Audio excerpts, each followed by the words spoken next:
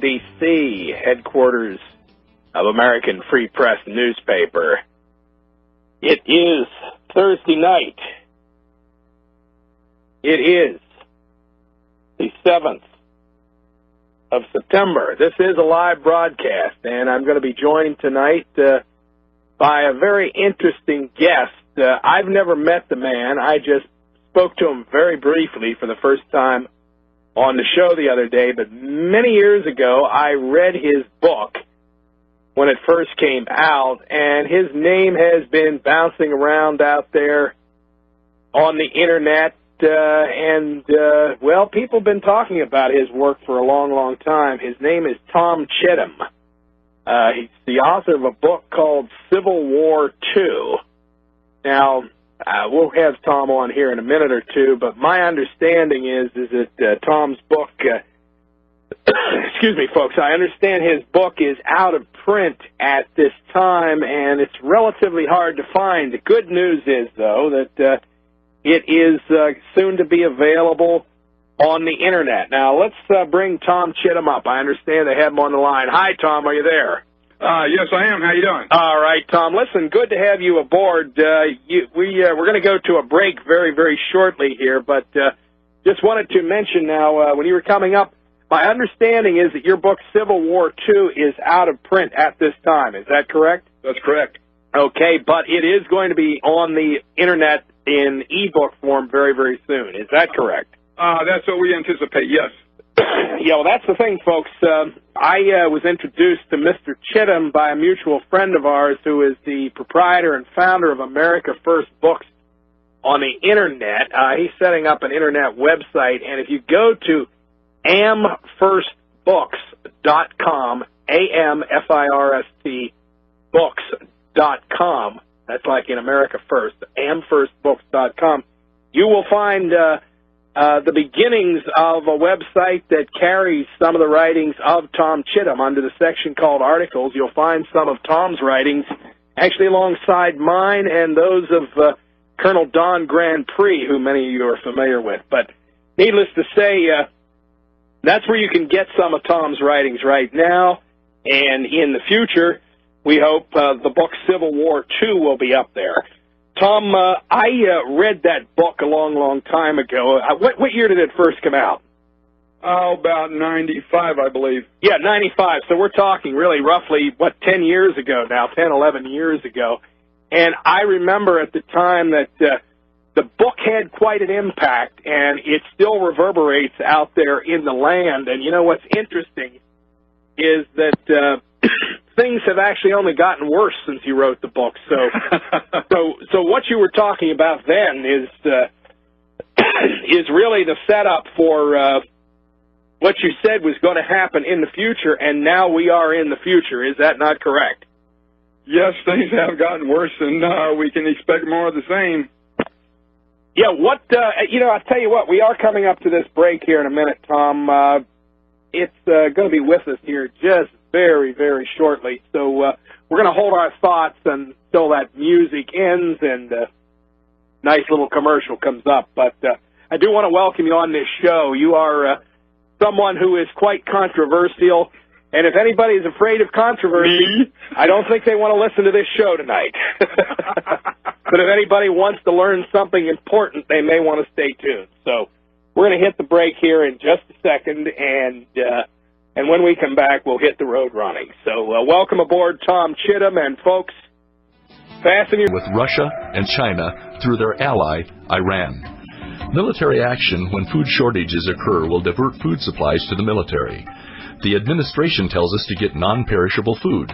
The government is right in telling us to have food stored, but when they say get some, you know we'll need a lot. The counsel to get some food gives the system deniability when food shortages are the reason for wiping out freedoms. Decide how many years of food will get your family through the coming times and store it before it's gone or can't be transported. Remember, folks, dishonest retailers know you don't know what or how much to store. Bad food plans are life-threatening. Call 800-409-5633 for warnings and guidelines. That's the J. Michael Stevens Group, 800-409-5633, or on the web, efoodsdirect.com. That's efoodsdirect.com. There is one and only one National Populist News Weekly, staffed by an unsurpassed team of veteran investigative journalists who have dared to rip the veil of deception from the cover-up stories promoted by the big money-controlled media monopoly. American Free Press. AFP's no-holds-barred journalists fearlessly seek the truth, no matter how controversial the issue. AFP publishes exciting, in-depth, uncensored news and information good patriotic Americans need to know to combat the coming police state being clamped on our republic. The American Free Press is your voice. Subscribe today and catch up on the real news. Mention RBN when you call and receive a 1-year subscription, plus a copy of Michael Collins Piper's latest bestseller, The High Priests of War. All that for just $49. Call AFP toll-free, 888-699-NEWS, or visit AmericanFreePress.net. Gold, ever climbing, as the dollar continues to spiral into a free fall. How long before it hits rock bottom? Between 1800 and 1913, the value of the dollar was more or less constant. Since the creation of the Federal Reserve in 1913, the value of the dollar has depreciated 97%. Due to global inflationary policies and the continued erosion of the U.S. dollar, gold and silver are still in the early stages of the greatest bull market the world has ever seen. Whether you purchase precious metals to stabilize your portfolio or you're looking for strong growth, gold and silver will provide you with both. Don't you owe it to yourself to do business with Republic Trading Group? Call us today and become a part of the raging bull in gold and silver. 1-800-691-7898. That's 1-800-691-7898. Call now. 1-800-691-7898.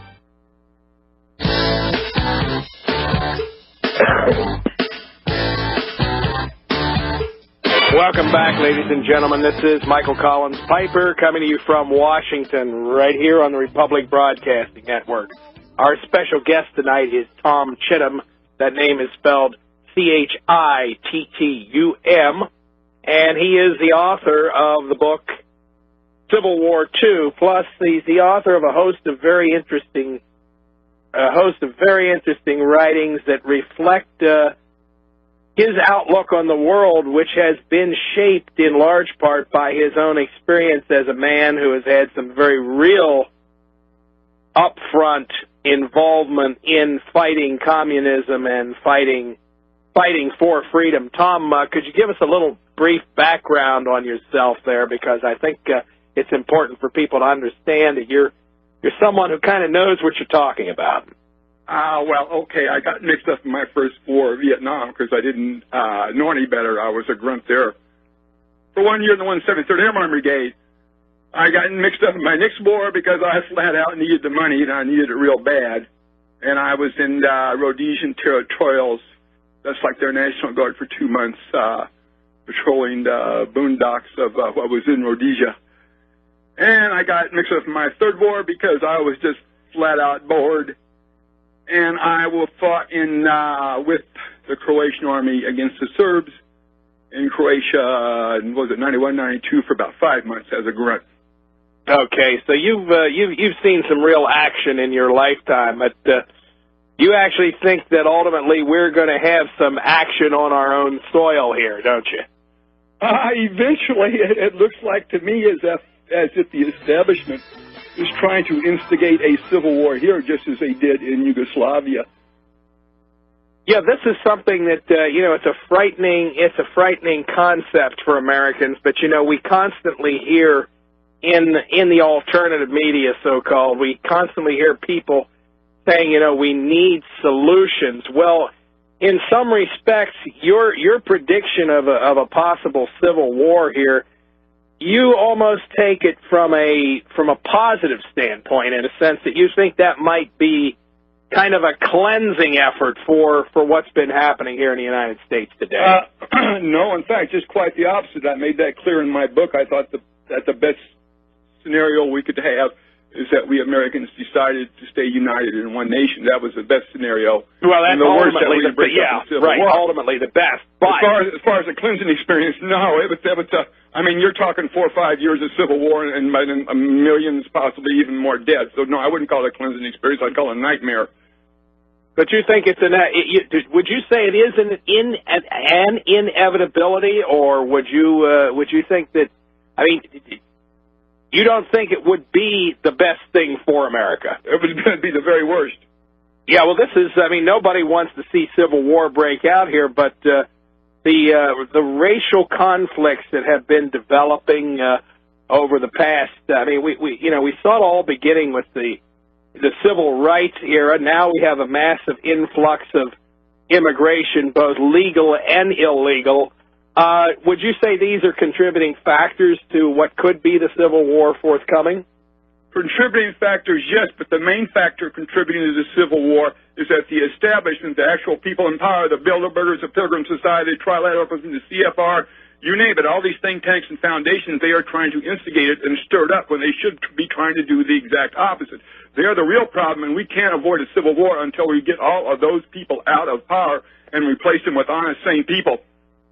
You know, this is the whole thing now. What we've come up against is just what you've said, that there are all these elite groups that are, building up the tensions between people. I mean, I've commented on this myself, that, the mass media seems to be deliberately provoking conflict in America.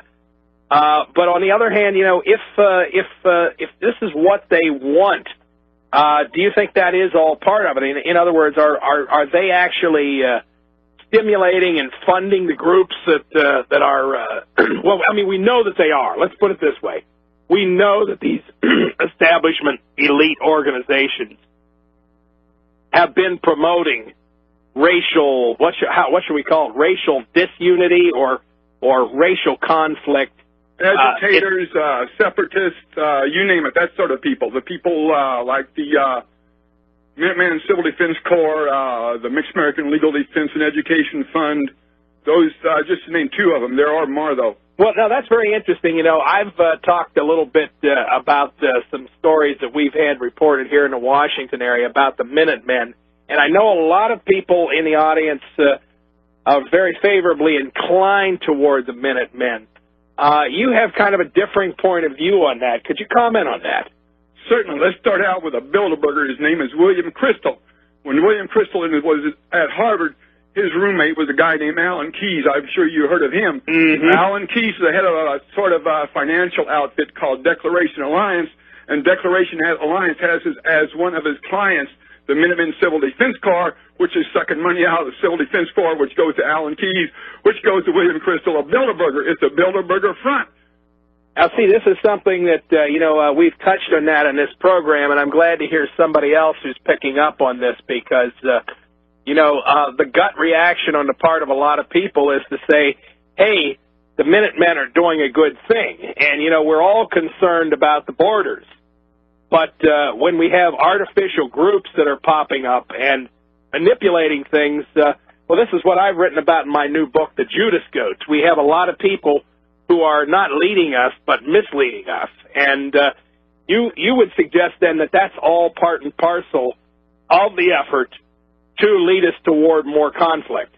Yes, and from now on, I'm going to make as my focus to break up these false flag groups. What I would like to see is America where we have real conservatives and real liberals and real Democrats and real Republicans. And then, with all these crooks out of the way, I think we may be able to solve our problems and continue on as a constitutional republic without a civil war and without invading other countries and without a terrible economic depression, which is coming any day now. It's very interesting to hear you talking this way, considering all your very extensive background out there on the battlefield, and it's interesting. I noticed in your writings you have taken a very firm stand against what you call imperialism, and you think that's precisely what we have in the works today, and a lot of people do.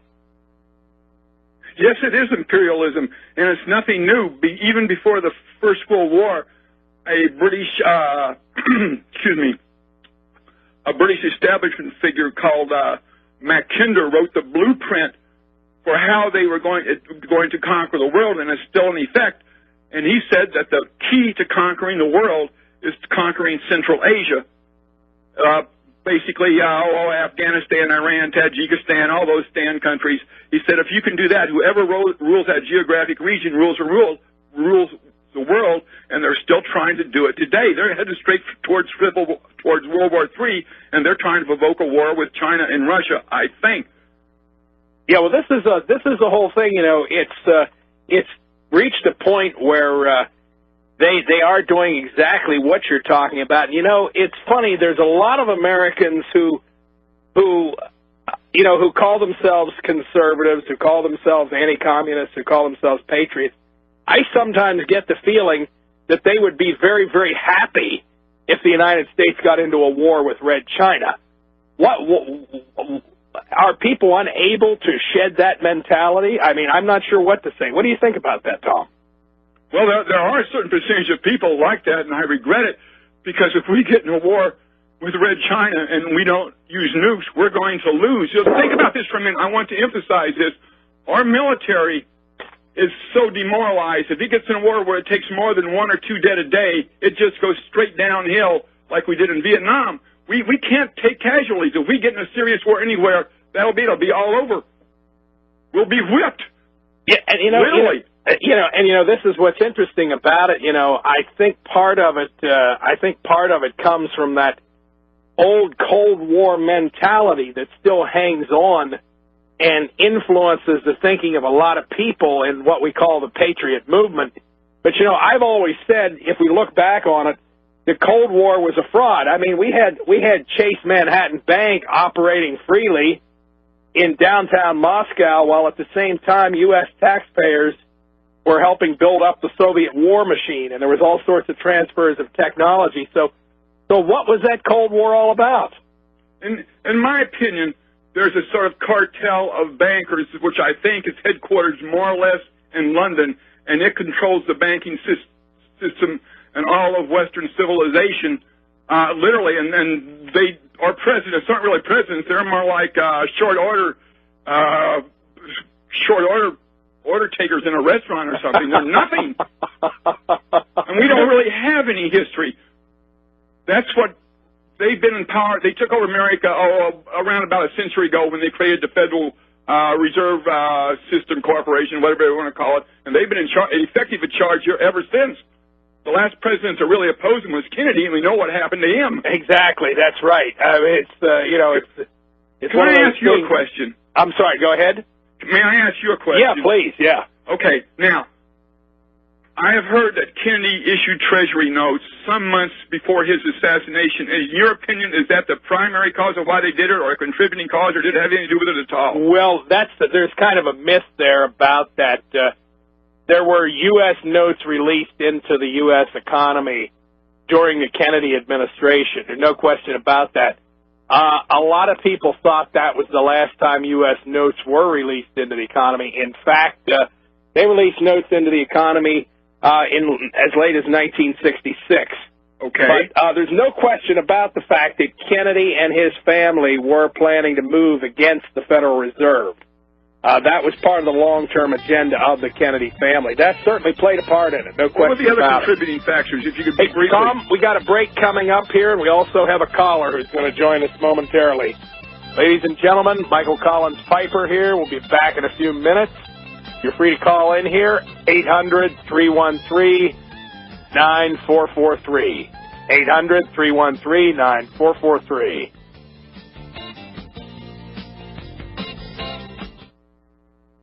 Get a pen and paper ready for emergency storable food information. The attention of the nation is focusing on families storing emergency food in their homes.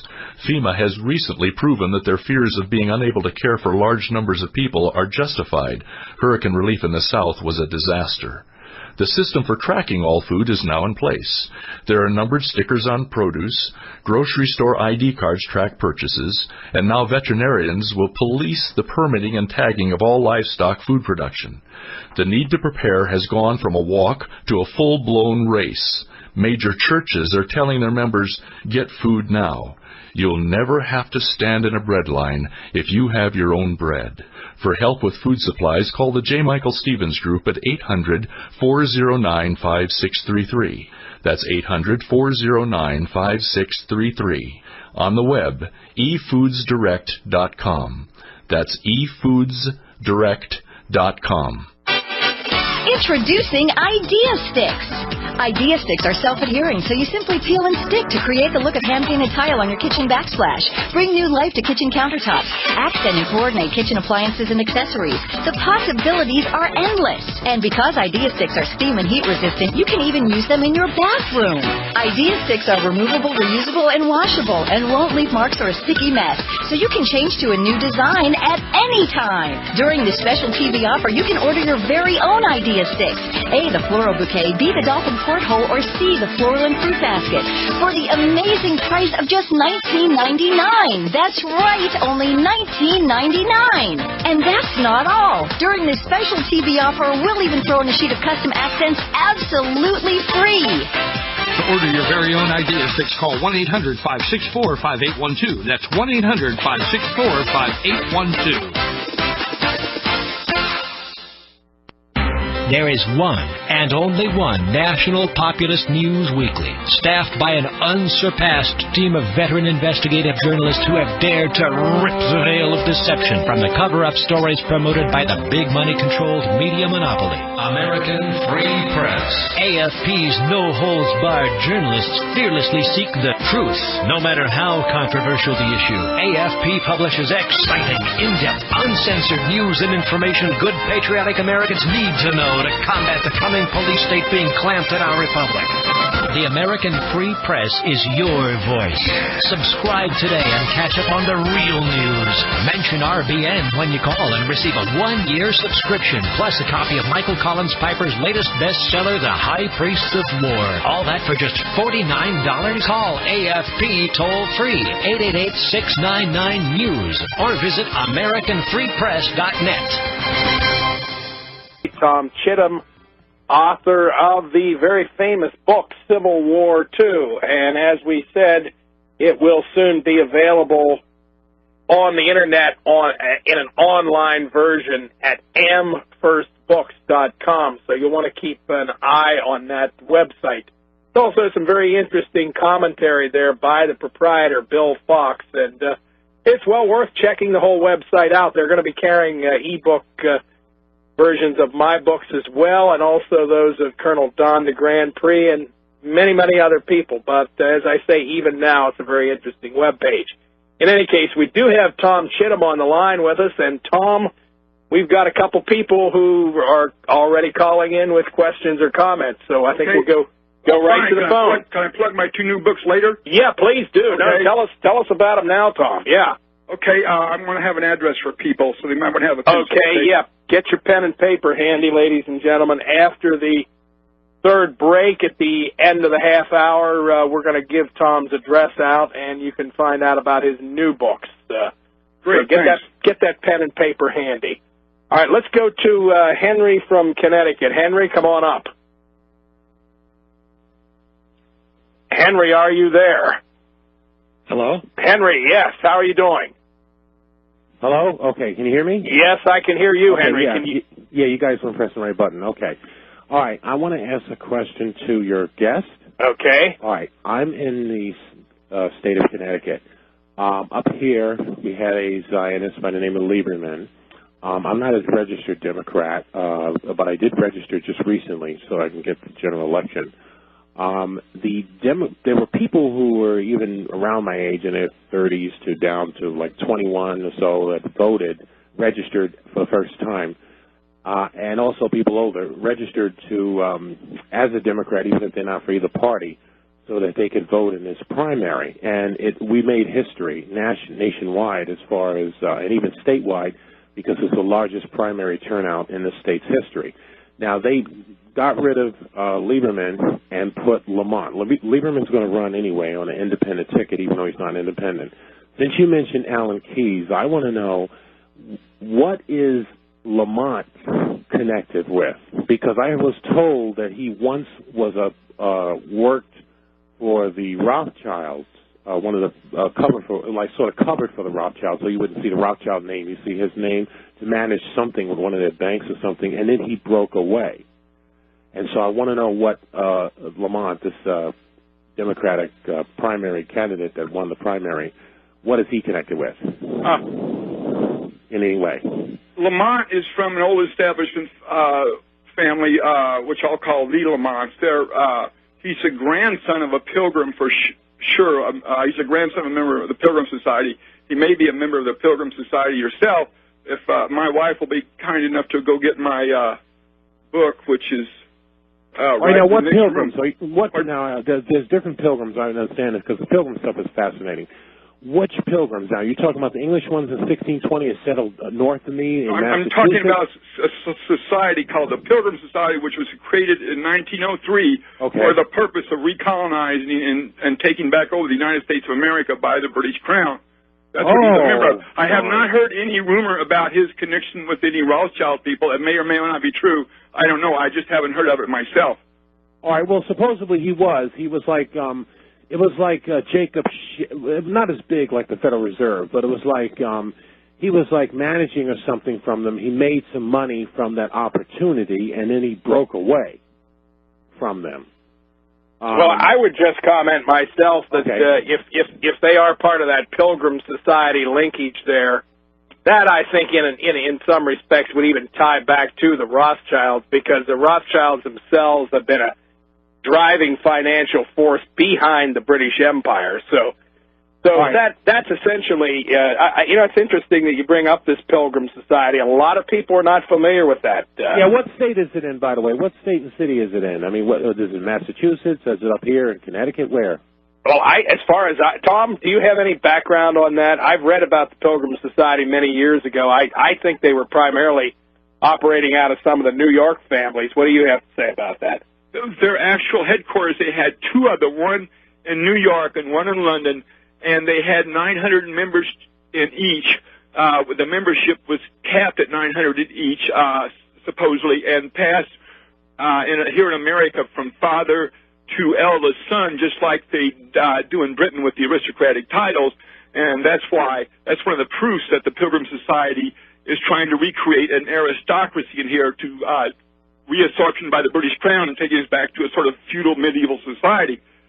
And the most important people in America belong to it. The President of the United States is a member of the Pilgrim Society even now as we speak. Now, what about Bush Bill Clinton? II. What about Bill Clinton? Pardon? Bill Clinton, the penis guy, Bill Clinton. What about him? He belonged to it too?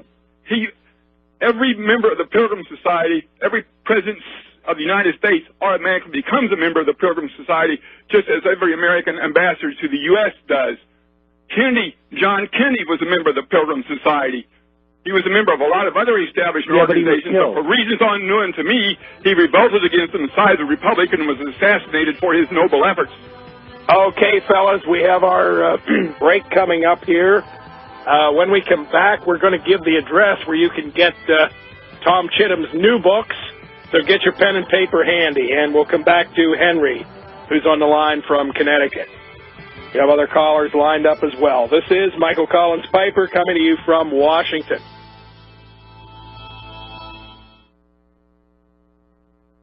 You're listening to the Republic Broadcasting Network, because you can handle the truth. Headline news: the much anticipated bird flu pandemic. Whether you consider it dangerous or not makes no difference. It will still be the reason to confine and restrict travel. Conclusion: if we can't feed ourselves locked down at home, Homeland Security will be forced to bring us to gathering centers. Remember Katrina and the Superdome?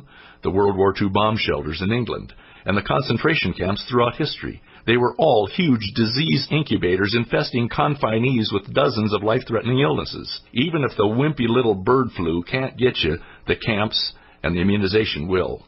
If the government says store some non-perishable food, you know we'll need a lot. Decide how many years of food your family needs and get it before it's gone or can't be transported. Remember, folks, bad food plans are life-threatening. Call the Co-op at 800-409-5633 for warnings and guidelines. That's J. Michael Stevens Group, 800-409-5633, or on the web, efoodsdirect.com. That's efoodsdirect.com. Hi, this is Robbie Noel for Republic Trading Group. Join Jeffrey Bennett and myself each day at 7 p.m. Central Standard Time, where we'll give you the flip side of the day's financial and political news. Had Warren Buffett tuned in, he could have saved himself $1 billion. You see, Mr. Buffett bet against the dollar 2 years ago. Had he had chosen buying gold instead of foreign currency, he would have made $2 billion. Don't make the Buffett mistake. Call Republic Trading Group today at 1-800-691-7898 and let us help you ensure your wealth against dollar depreciation. For daily updates on the condition of the dollar, visit our website at republictradinggroup.com. Or as I said, just give us a call at 1-800-691-7898 and speak with Jeffrey Bennett or myself. Call Republic Trading Group today at 1-800-691-7898 and thank you for your support of Republic Broadcasting Network. KU Band Satellite is here. RBN is now offering a brand new way to hear your favorite programs. Listening to RBN via satellite is easy on the ears. Clean digital audio combined with consistently reliable reception anywhere in North America. KU utilizes a 30-inch dish and receiver similar to the equipment the subscription satellite TV services use. In fact, this satellite receiver also picks up a lot of television and music channel programming, even other talk radio networks. All of this with absolutely no monthly subscription fees, ever. Take advantage of our introductory offer and order your KU Dish receiver today for only $149 plus shipping and handling, and begin enjoying our highest quality audio available 365 days a year. Visit our website, www.rbnlive.com for more information, or call 1-800-724-2719. That's 1-800-724-2719. Clean, consistent, and affordable.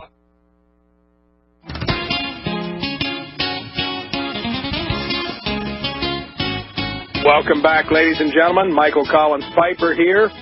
We've got Tom Chittum on as our special guest tonight, and we have quite a few callers lined up. We're talking right now with Henry calling from Connecticut, and we've been talking about this little-known but very intriguing group called the Pilgrim Society, which is kind of an elite organization linking the they want to reclaim the United States for the British Empire. I think it's simple as that.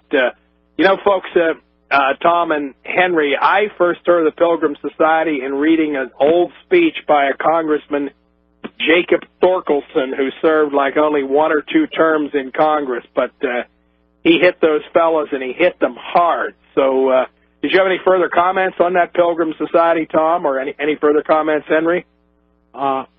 Okay. One is this.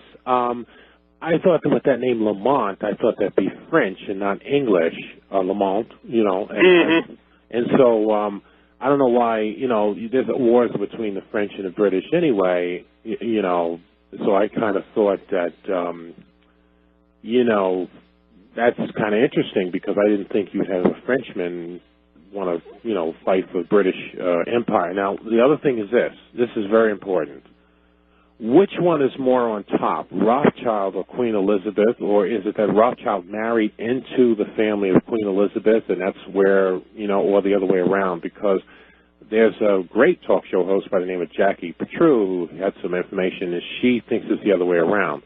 Because with the tie between Queen Elizabeth II and Jacob Rothschild, Nathan Rothschild, the Rothschilds are today, so I'll say Jacob, and I forgot how many others are. How many Rothschilds are alive now anyway? Is it 3 or 2? Well, they have a very extended family. The older ones that are running it, though, the ones on top that are running it, they're 2 older. for sure that I know of, maybe 3 others I don't know about. I don't have a photographic memory. That's why I keep this huge list. All right, is there a Nathan still around? Pardon me? A Nathan like Nathaniel. Is there a Nathan still around? Not currently alive that I'm aware of. No Nathan Rothschild currently alive that I'm aware of, but there might very well be. Right, but there's a Jacob. Jacob Rothschild, and there's a Guy Rothschild and Evelyn D. Rothschild, and I think Guy Evelyn is also is called man, Jacob. though. I don't know. They change their names all the time. It's one of their habits. All right, but how are they linked to Queen Elizabeth? Does Queen Elizabeth run them, or do they run Queen Elizabeth? I don't know. I'd give my left arm to know. That's one of the questions I'm trying to sort out. The horse I would bet on is that these people are now so intermarried and intertwined that I don't know. They're just mixed up like salt and pepper. It's really, it'd be hard to separate. That's an interesting question, and I can tell you that years ago, now the Nazis put this out, and people will say, well, that's Nazi literature, but I'm here to tell you that they did an immense amount of research on questions such as this, and they put out a little booklet many years ago which documented a lot of the intermarriage between wealthy Jewish banking families and members of the royal family and much of the nobility in England.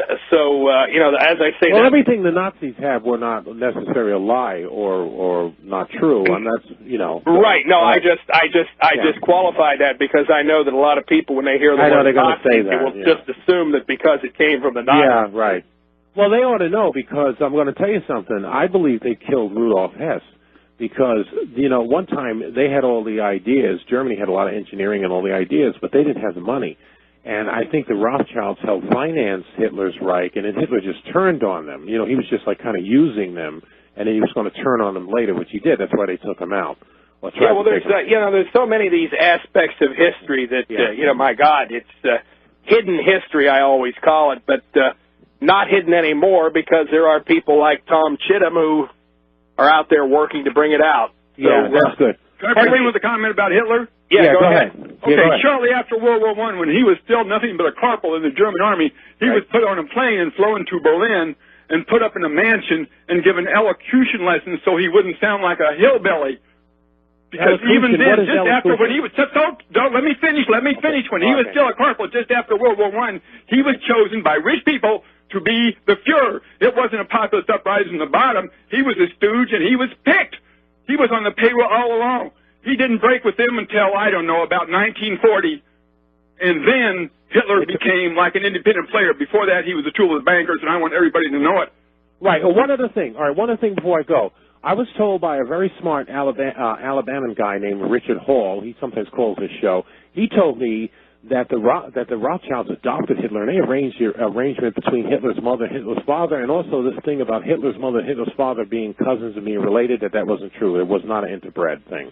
And that they were adopted themselves, and also that the Rothschilds, one of the Rothschilds helped support and arranged the adoption with Hitler and took care of him or gave them the money, just enough money for them to take care of Hitler and so forth. Is that true or not?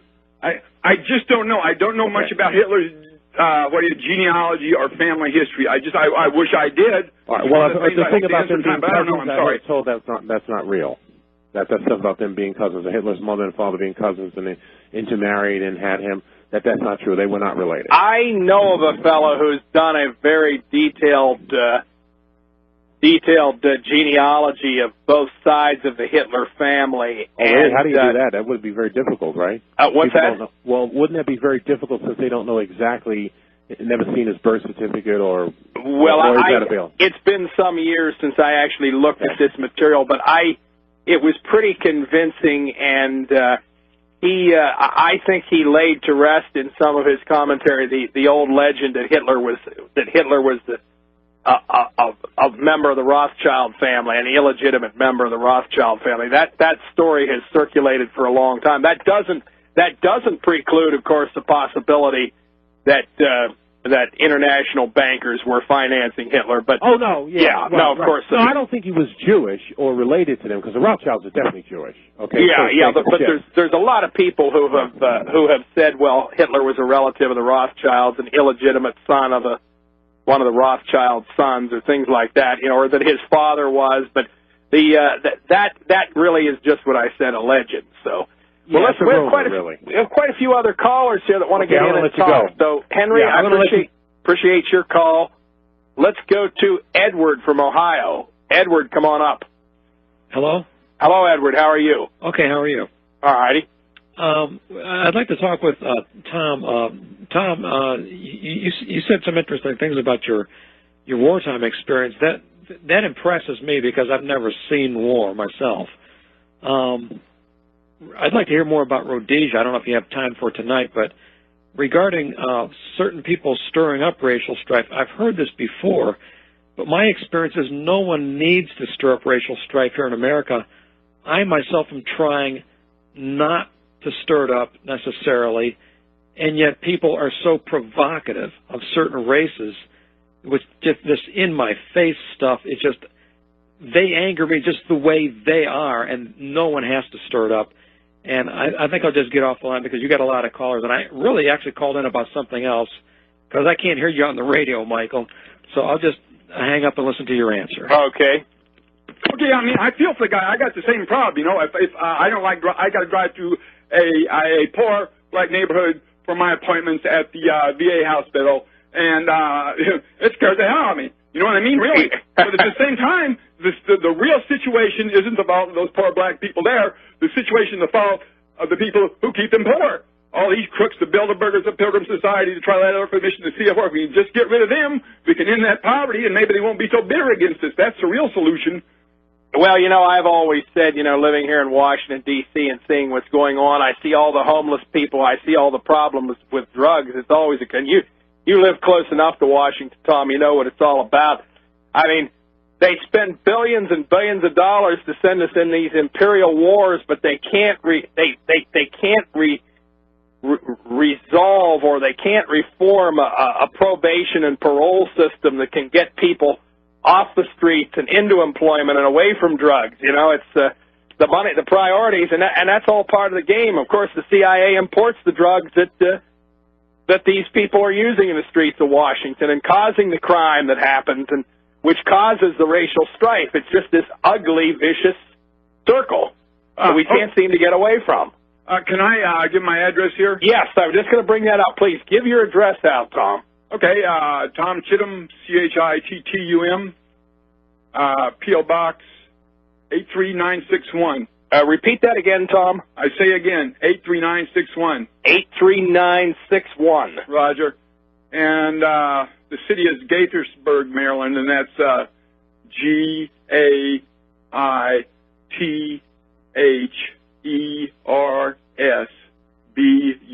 Gaitersburg, Maryland, Gaithersburg, Maryland, and the zip is 20883.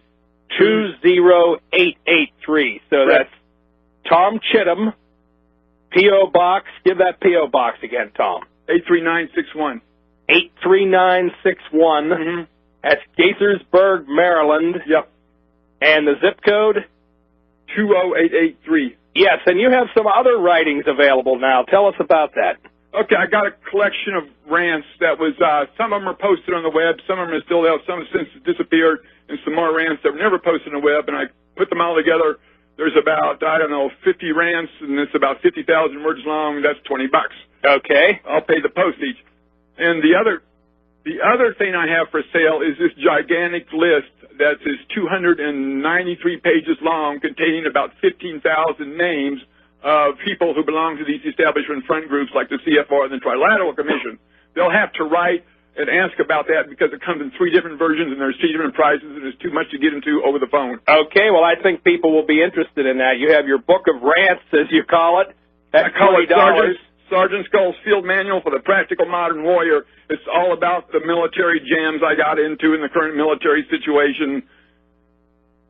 Just call it Sergeant Skull for short. Yeah, Sergeant Skull. Yeah, Sergeant Skull. Yeah, you'll know what it is. Yeah, that's my pen name. Of course, I've read your book, but I've just seen a few of your rants that are listed on amfirstbooks.com, and I think people find those of interest too. So. Yeah, probably a lot of your listeners are familiar with them. Yeah, you used to have a regular column posted on Alex Jones' website up until a few years ago. Is that not correct? Yeah, I got chopped off, man. You got chopped off, yeah. Okay. Well, I tell you what, you might have gotten chopped off, but you're still chopping away, so that's what counts. So I'm going to leave with a nightmare scenario? But you give us a nightmare scenario. Okay. First, the good news. We throw all these Bilderbergers and Trilateral Commission people and Knights of Malta and Pilgrim Societies and you name it, think tank, Ford Foundation, throw them all out and put in Americans who are not in the payroll of this banking cartel in London. And then, after we all think about it, we all decide we hate each other too much, we start our own civil war anyway. Well, you know what that I want to make a serious comment here. That's you know what that is? Good old-fashioned Americanism at its best. At its worst. But see, I want to make a serious comment here. I mean, this country is like on the precipice of war. I think we're in World War III right now for all intents and purposes, just the first phase of it.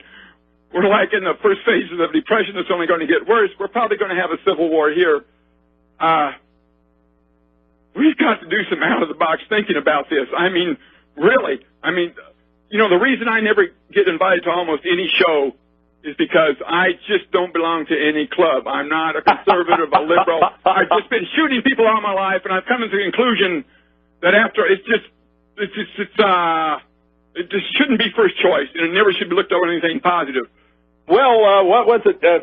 Smedley Darlington Butler said war is a racket, and that's a man who got congressional medals of honors for doing precisely what you did. Yeah. When I was in Croatia, we were getting brand new G3 assault rifles from Germany that still had the factory packing grease on them.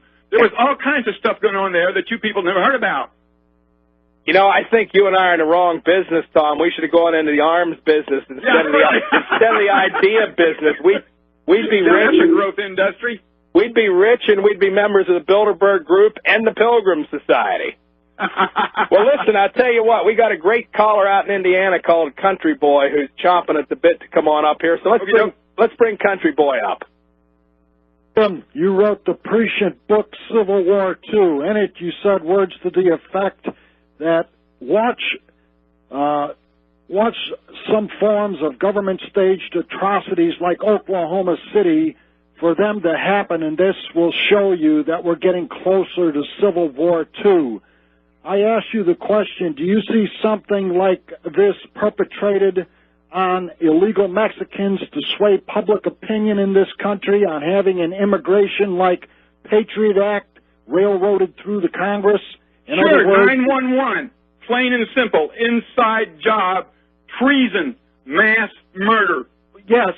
Yeah, I'm on record as saying it. But I'm saying, after they did that, they railroaded through the Patriot Act in 2 days. Could you see something being perpetrated on Mexican illegals to get the sympathy of the people to pass through some type of amnesty or citizenship to all the people that are here?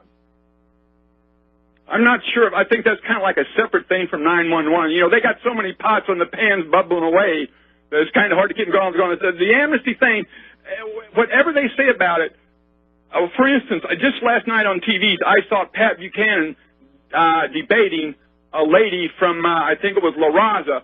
Both of those, Pat Buchanan's an Ida Malta, and La Raza is funded by foundations. They're both puppets, and they're both taking different sides of a bogus argument just to stir up trouble. They're just trying to make things bubble. They're not trying to solve anything, and both of those people ultimately get their money from bankers in London. They're part of the establishment. Absolutely. You know, it doesn't matter who's doing it, really, because we got to pay the price for their decisions. My next question is, since writing your book back in the mid-'90s, has anything changed on specifics for preparation for people that are, they see the Civil War II coming?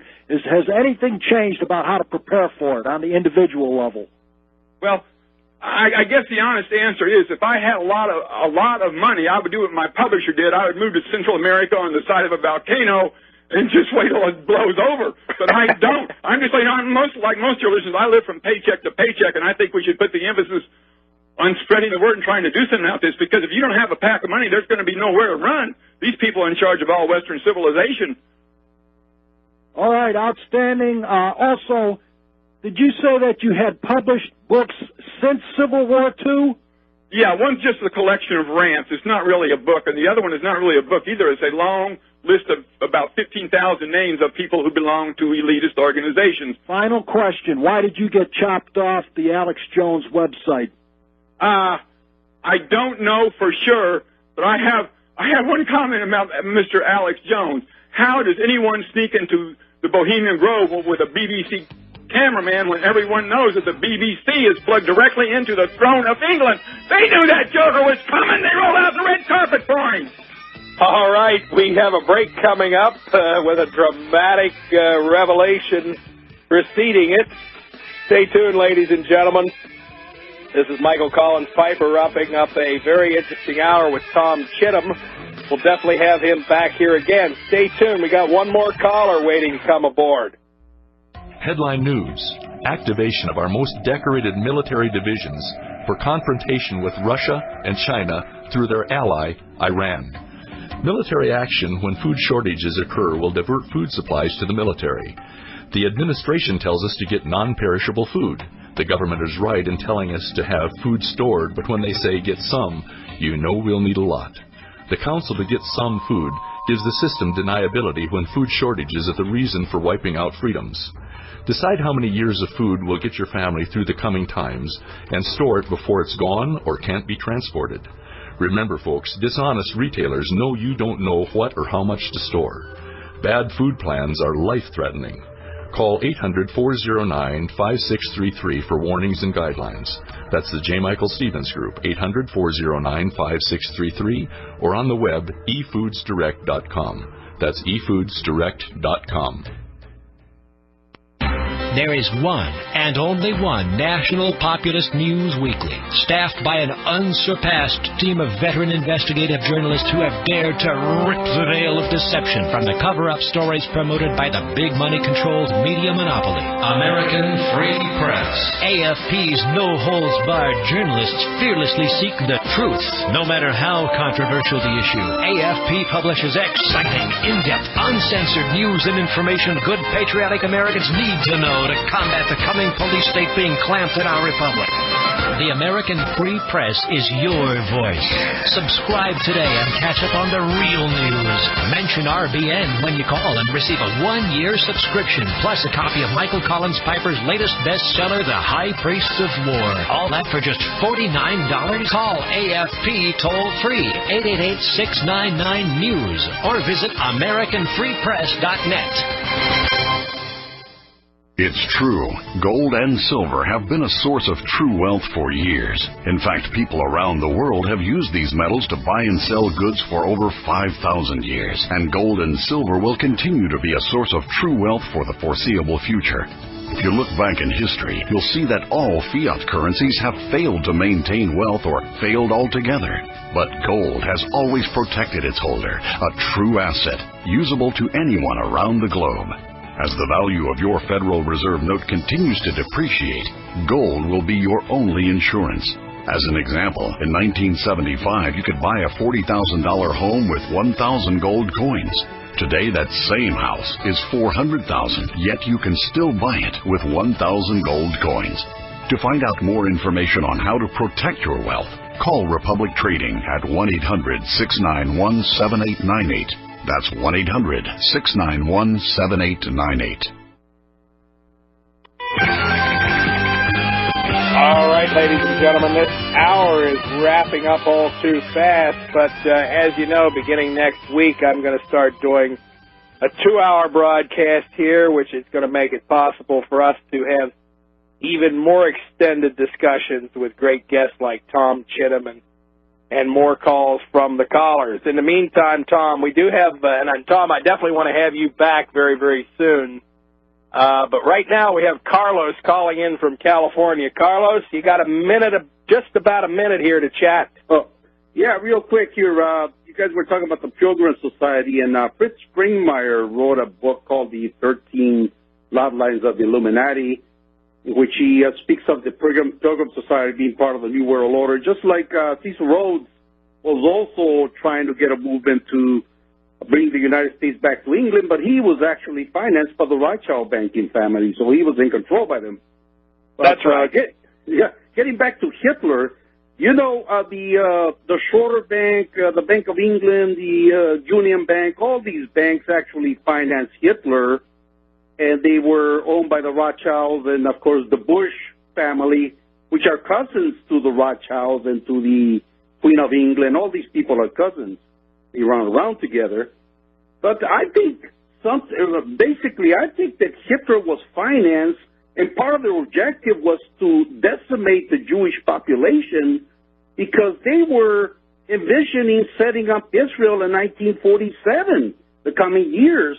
So it was to their advantage to victimize the Jews and give them no recourse but to migrate to Palestine, where they would set up the scenario that we see today, and to have people empathy for them after the Second World War when Israel became a nation, due to the fact that Hitler was used as an agent to kill, wherever a mob was killed.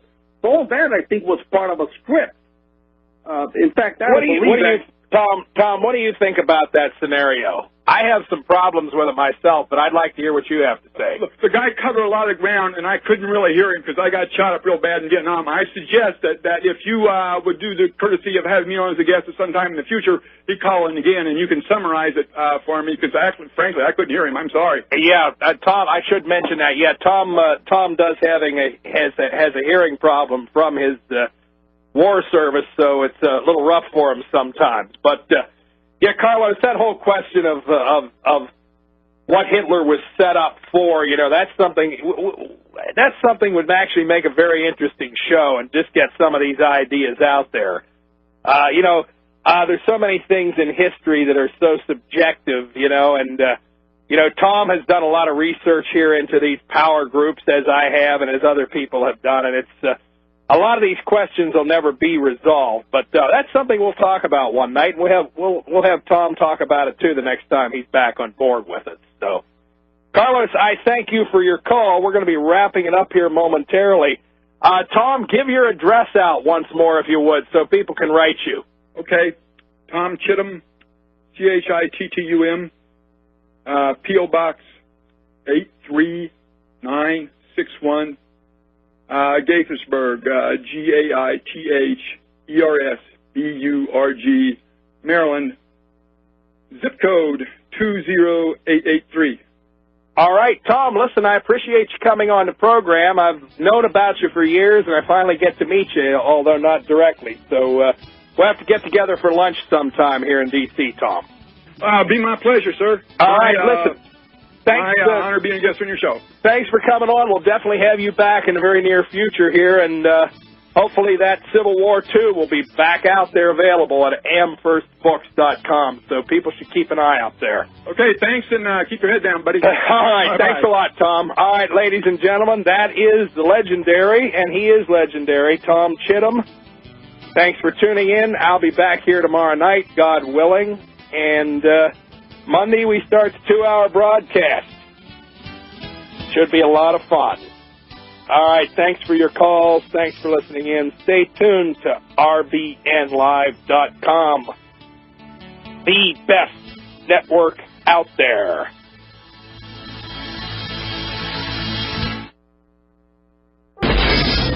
Because you can handle the truth.